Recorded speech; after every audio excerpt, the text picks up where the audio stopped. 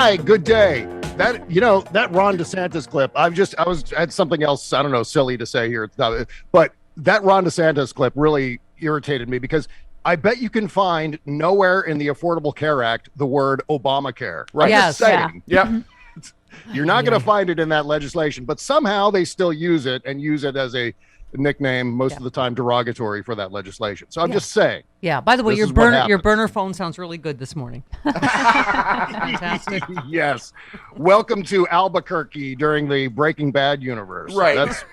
We've reached that point in this criminal conspiracy. My God, it was only a matter of time. I don't know how none of us predicted this, that we were going to get around to the story that Donald Trump was probably using burner phones, for God's sake. Little flip phones that Jimmy McGill sold him out of a strip mall. Yeah.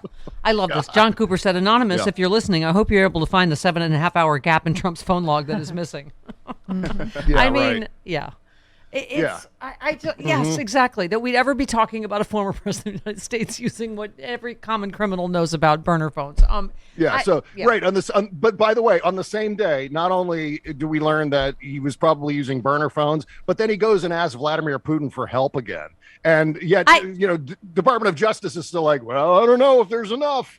I don't. Like, what's going on here? Can I just say, of all my favorite plot twists, Bob, this one, Adam tweets, I'm no lawyer, but I think Trump openly conspiring with Russia is going to hurt his lawsuit against people who accused him of conspiring with Russia. I mean, you cannot write this. He filed a lawsuit against Hillary Clinton and others for accusing him of conspiring, and then he just did it again on camera. I mean, and that, by the way, that lawsuit is fun to read. Yeah. If you want to read, 40 pages of just whining and bitching and just complaining, and the crocodile tears just oozing off of that document. Enjoy, please do go find it and read, because it's a melodramatic tearjerker. It's the normalizing of all of this, like we say all the time, the fire hose of tennis balls or whatever you and I talk about. I'm confused. The tennis ball machine. Do you think I thought I could retire my shut up Donnie soundbite after he won't ever shut up, and this doesn't ever stop, right? We thought it would be done when he's done. Shut the up, Donnie. Yeah. Oh my God, his avalanche of crimes and the revelations of them are it's even worse almost, right? Yeah. Well, remember, he said he was going to disappear if he lost the election. Yes. Well, there's another shocker that he would lie about something like that. He doesn't. The thing is, he doesn't think he lost the election. That's why he hasn't disappeared. There you go. Absolutely. That was his stupid loophole. Donald Trump has loopholes for his lies. It's amazing. Speaking of normalizing, you pointed it out on Twitter. Former OMB director Mick Mulvaney joined CBS News as a contributor, breaks down President Biden's tax plan on wealthy Americans. And you said normalizing the villains. You mean there's no one else who's capable of talking about this crap, CBS? I mean, right.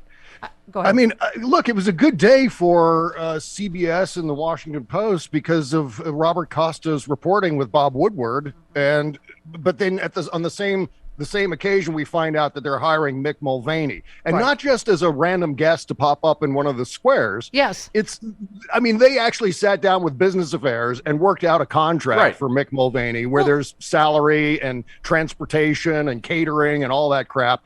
But CBS, while you have him there, why don't you ask Ms. Mulvaney about his role in extorting Ukraine? He was involved in the crime. What? I mean, he was involved in he was chief of staff for the longest time. Or was he acting chief of staff? I think he was acting chief. In fact, Mick Mulvaney was just about everything at the White House. I'm pretty sure he also massaged Trump's feet, at some point, because he did everything in that administration. Yeah. So he was wired into whatever it is that this laundry list that we're talking about from the previous 4 years. Yeah. And to say, okay, this guy's valuable to have on CBS News. You mean there wasn't anyone else who could sit up there and talk about economic issues on CBS News on a regular basis? There was no one else. We had to go with one of the, the criminals from this vast criminal conspiracy that took place during that administration. Yeah. It's staggering. Yeah. There's literally thousands and thousands of people with greater experience and accomplishments and expertise than Mick Mulvaney, and CBS went that direction anyway. CBS News specifically. Yeah. Well, I mean,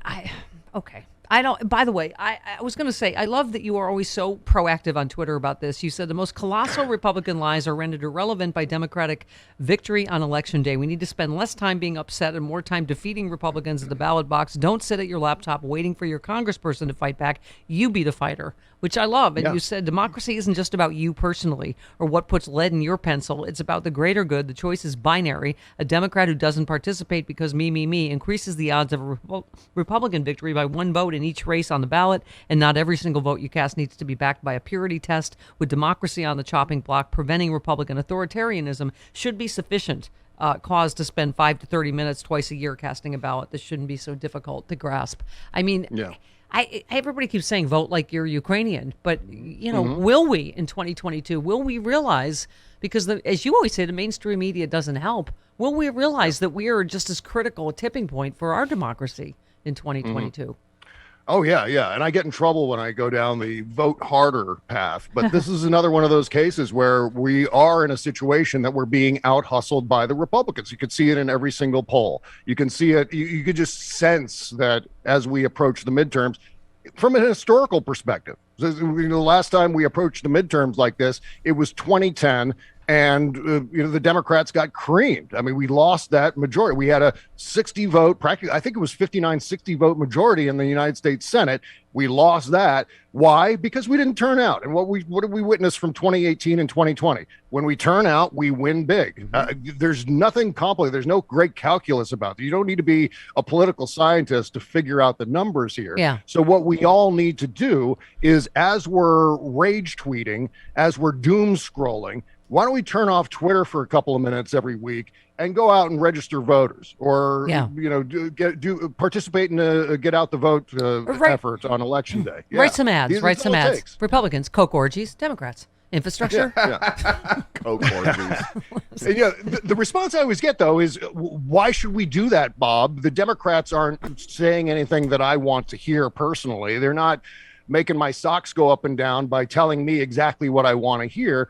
Well, first of all, you're not always going to get that. And second of all, we're talking about binary elections here. It's going to be the Democrat or it's going to be the Republican on each race on your ballot. So why not go with the good side of the force over Bob, do you have this ridiculous, this set of mutants and weirdos on the Republican side? Vote anti-mutant. Yes. Bob, do you have your bike, yes, do you have your bike helmet? Anti-mutant. Do you have your bike helmet? I'm about to drop a name. I'll talk to Chairman Harrison about that in just a few minutes. Okay. Oh, yeah. Ouch. There you go. Name drop. There you go. Okay. I mean, look, and you know what? Jamie Harrison and the Democratic Party, they've got some great messages up on their Twitter account right now. You can go and retweet that crap. Yeah. But I get the sense that Democratic voters, by and large, aren't joiners. We don't like to repeat party leadership because we're afraid of being seen as shills for the party.